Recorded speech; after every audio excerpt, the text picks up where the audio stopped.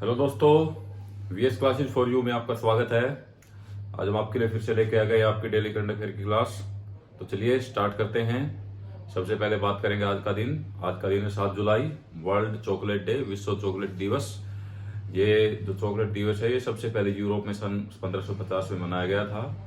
और जो चॉकलेट है ये कोको पेड़ की जो फलियों के जो बीज होते हैं उनसे बनाई जाती है। और इसकी खोज जो लगभग 2000 साल पहले अमेरिका के जो रेन फॉरेस्ट जो हैं वहां पे की गई थी। तो आज कौन सा दिन है? तो आज है विश्व चॉकलेट दिवस। सबसे पहले कब हुआ मनाया गया था? 1550 में यूरोप में। सबसे पहले 1550 में कहा मनाया गया था? यूरोप में। और अमेरिका के रेन फॉरेस्ट की खोज की गई। और चॉकलेट खाने से मतलब जैसे कई हम बड़े हमारे बोलते हैं कि चॉकलेट खाना अच्छा नहीं होता, लेकिन चॉकलेट खाने के अपने कुछ फायदे भी हैं। जैसे तनाव दूर होता है और हमारे गुड हार्मोन का जो सिक्रेशन है वो भी बढ़ जाता है। तो चॉकलेट खाना हमारे लिए वैसे काफी ठीक भी है। तो आज का दिन मनाइए विश्व चॉकलेट दिवस, चॉकलेट जरूर खाइए। तो चलिए नेक्स्ट देखते हैं। नेक्स्ट है कि विश्व का सबसे बड़ा तारामंडल संग्रहालय कहाँ बनाया गया? तो विश्व का जो सबसे बड़ा तारामंडल संग्रहालय है वो बनाया गया है चीन में। ये जो संग्रहालय बनाया गया है ये आज 58,600 वर्ग मीटर में फैला हुआ है। और ये शंघाई एस्ट्रोनॉमी जो म्यूजियम है ये वहां पे चीन में बनाया गया है। तो कहाँ बनाया गया है इसको? चीन में। चीन में। क्या नाम है इसका? इसका नाम है Shanghai astronomy museum. Shanghai astronomy museum ये चीन में बनाया गया है। कितने वर्ग मीटर में? ये है 58,600 वर्ग मीटर में। 58,600 वर्ग मीटर में। विश्व का सबसे बड़ा संग्रहालय तारामंडल संग्रहालय है ये। तो चलिए नेक्स्ट देखते हैं। नेक्स्ट है कि India electronics and semiconductor association के नए अध्यक्ष और मुख्य कार्यकारी अधिकारी किसे बनाया गया है? तो इंडिया इलेक्ट्रॉनिक्स और सेमीकंडक्टर एसोसिएशन के जो मुख्य जो अध्यक्ष और सीईओ जिनको बनाया गया है वो है के कृष्णमूर्ति। कौन है? के कृष्णमूर्ति। के कृष्णमूर्ति इनको बनाया गया है।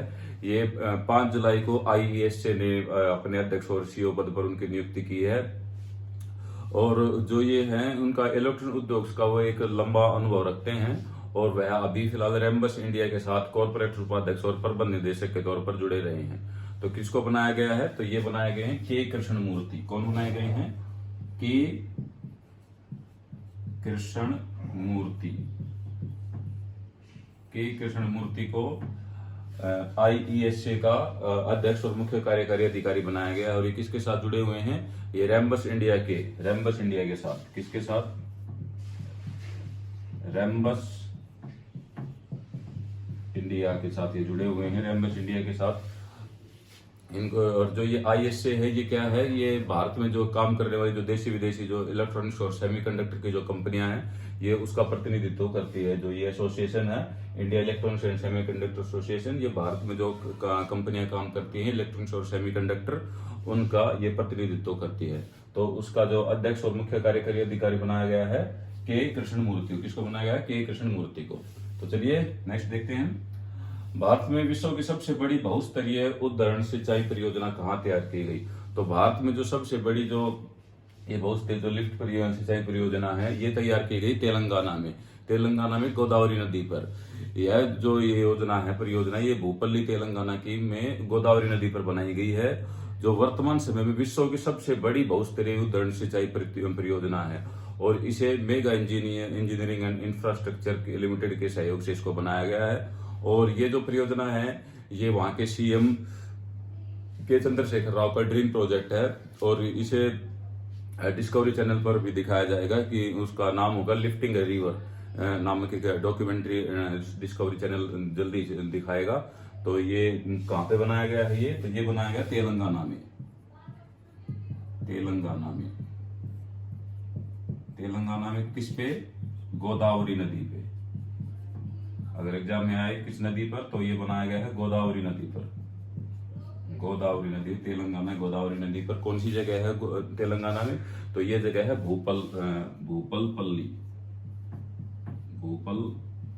पल्ली, ये जगह है तेलंगाना में, जहाँ पे गोदावरी नदी पर ये जो बहुस्तरीय उद्वहन सिंचाई परियोजना ये तैयार की गई है। और डिस्कवरी चैनल कौन सा इस पर डॉक्यूमेंट्री बनाएगा, तो वो बनाएगा lifting a river. Discovery channel कौन सी, वो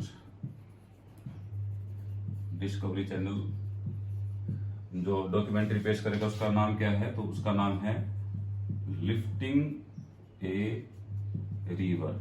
लिफ्टिंग ए रिवर जो ये डॉक्यूमेंट्री है ये डिस्कवरी चैनल पर आएगी, जिसमें दिखाया जाएगा कि इसका निर्माण कैसे हुआ और कैसी बड़ी बड़ी जो मशीनें वहां पे यूज की गई इसको बनाने के लिए।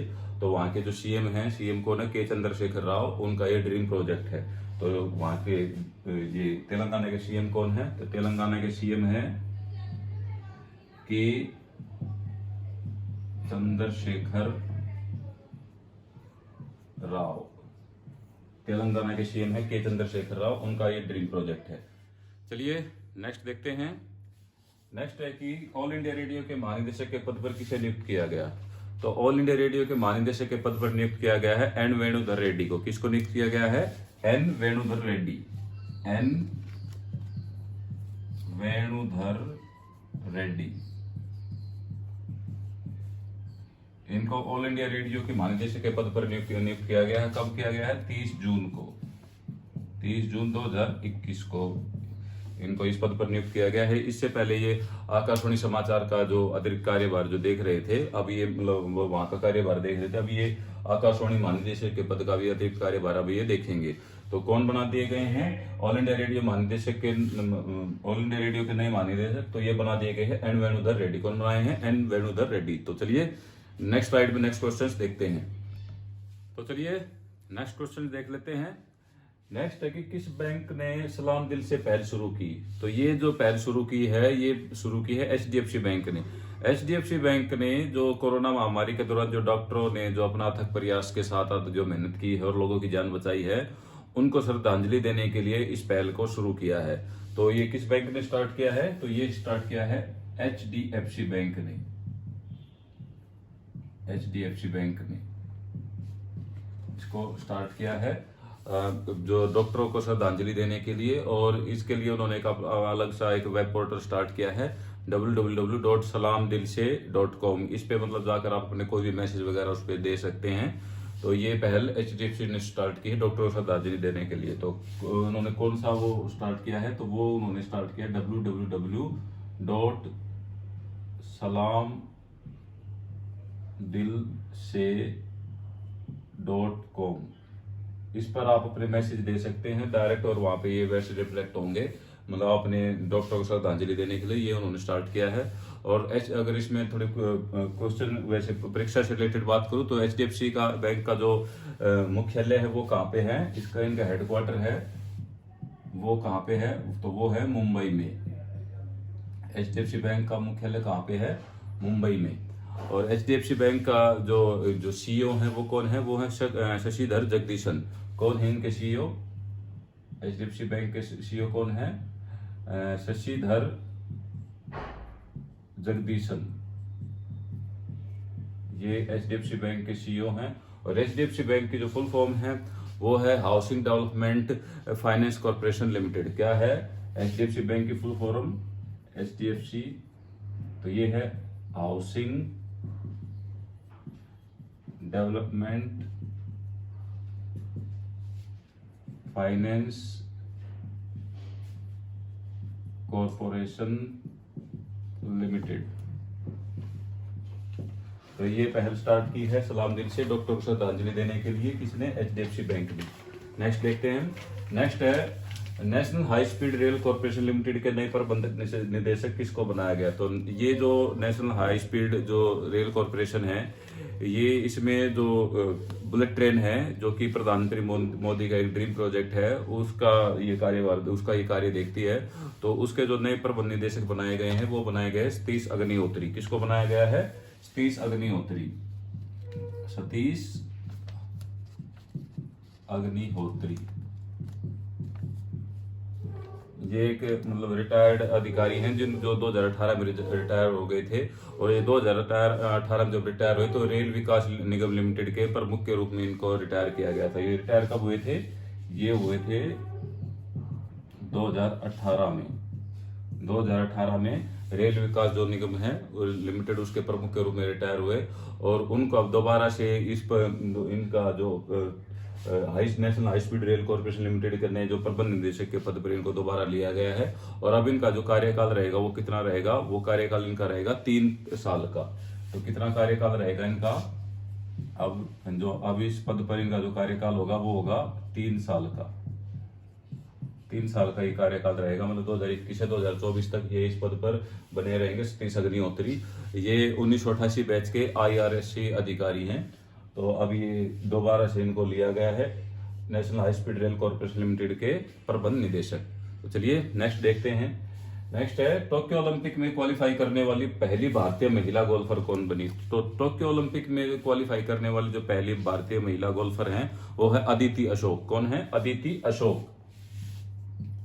अदिति अशोक इन्होंने रियो ओलंपिक में भी भारत का प्रतिनिधित्व किया था इसमें, जो ये गोल्फ में, उससे पहले भी, और अब ये दोबारा से इनको इसमें दोबारा फिर से टोक्यो ओलंपिक में इनको मौका मिला है। इससे इनसे पहले जो अर्निमान जो लाइडी हैं जो कि पुरुष हैं वो गोल्फ में जो टोक्यो ओलंपिक में पहले गोल्फर हैं, और ये है पहली महिला गोल्फर। अदिति अशोक पहली महिला भारतीय महिला गोल्फर हैं जिन्होंने टोक्यो ओलंपिक में क्वालिफाई किया है, और ये लगातार दूसरी बार मतलब ओलंपिक में भारत का प्रतिनिधित्व करेंगी, और ये भारत की शीर्ष वरीयता प्राप्त हैं। और अगर वर्ल्ड की बात करूं तो वर्ल्ड में इनका जो रैंक है वो कौन सा है, 45वां रैंक। वर्ल्ड में रैंक कितना है इनका, वर्ल्ड रैंक है इनका 45वां रैंक प्राप्त करके इन्होंने टोक्यो ओलंपिक में क्वालिफाई किया। और भारत में कितनी है, भारत में है ये शीर्ष, मतलब पहले स्थान पर शीर्ष वरीयता है इनके पास, फर्स्ट रैंक पे है भारत में। अदिति अशोक भारतीय पहली महिला गोल्फर जिन्होंने टोक्यो ओलंपिक में क्वालिफाई किया है। तो चलिए नेक्स्ट क्वेश्चन देखते हैं। नेक्स्ट है कि किस भारतीय ने सर्बिया में सिल्वर लेक ओपन शतरंज टूर्नामेंट जीता। तो ये जीत लिया है निहाल सरीन ने। निहाल सरीन जो कि केरल के थिरुसूर के रहने वाले हैं और ये 16 साल के युवा खिलाड़ी हैं। इन्होंने ये सर्बिया में चल रहा सिल्वर लेक ओपन शतरंज टूर्नामेंट जीत लिया है। तो क्या नाम उनका, इनका नाम है निहाल सरीन। कहाँ के रहने वाले हैं ये हैं थिरुसूर केरला के, थिरुसूर केरला के रहने वाले हैं। 16 साल के हैं, 16 साल के युवा खिलाड़ी हैं। इन्होंने ये वहां पे जीत लिया है। और वहां पे जो प्रतियोगिता चल रही है इसमें 27 देशों के 131 खिलाड़ियों के बीच ये प्रतियोगिता हुई, और उसमें 9 राउंड में निहाल ने 7 मैच जीते और इसके 2 मैच ड्रा रहे, और ये अविजित रहकर इन्होंने अपने 8 अंक बनाए, और इन 8 अंक बनाकर ये पहले स्थान पर रहे और इन्होंने ये टूर्नामेंट जीत लिया। तो इन्होंने कितने जीते, इन्होंने 9 मैच में, जो 9 मैच थे उनमें से 7 जीते और इनके 2 ड्रा रहे, 7 वोन और 2 ड्रा रहे। टोटल 9 मैच थे इनके, जिनमें से इन्होंने 7 जीते और 2 ड्रा रहे। उसके बाद ये इन्होंने पहले नंबर पर स्थान हासिल करके 8 अंक के साथ पहला स्थान प्राप्त करके ये टूर्नामेंट इन्होंने जीत लिया। तो चलिए नेक्स्ट देखते हैं। नेक्स्ट है कि T20 क्रिकेट में दोहरा शतक बनाने वाले पहले भारतीय खिलाड़ी कौन बने। तो T20 क्रिकेट में, जो कि T20 क्रिकेट में अभी तक का जो रिकॉर्ड था दोहरा शतक का, अभी किसी का दोहरा शतक नहीं था। जो हाईएस्ट स्कोर का जो रिकॉर्ड था वो था क्रिस गेल के नाम 175 रन का। उसके बाद अब ये रिकॉर्ड बनाया सुबोध भाटी ने। सुबोध भाटी जो कि दिल्ली के लिए रणजी खेलते हैं, उन्होंने क्लब क्रिकेट में T20 क्लब क्रिकेट में उन्होंने ये स्कोर बनाया है। उन्होंने 79 गेंदों पर 205 रन बनाए। तो किन्होंने किया है ये बनाए सुबोध भाटी ने। सुबोध भाटी ये दिल्ली के लिए रणजी खेलते हैं और इन्होंने क्लब क्रिकेट में कितने बनाए, 79 गेंदों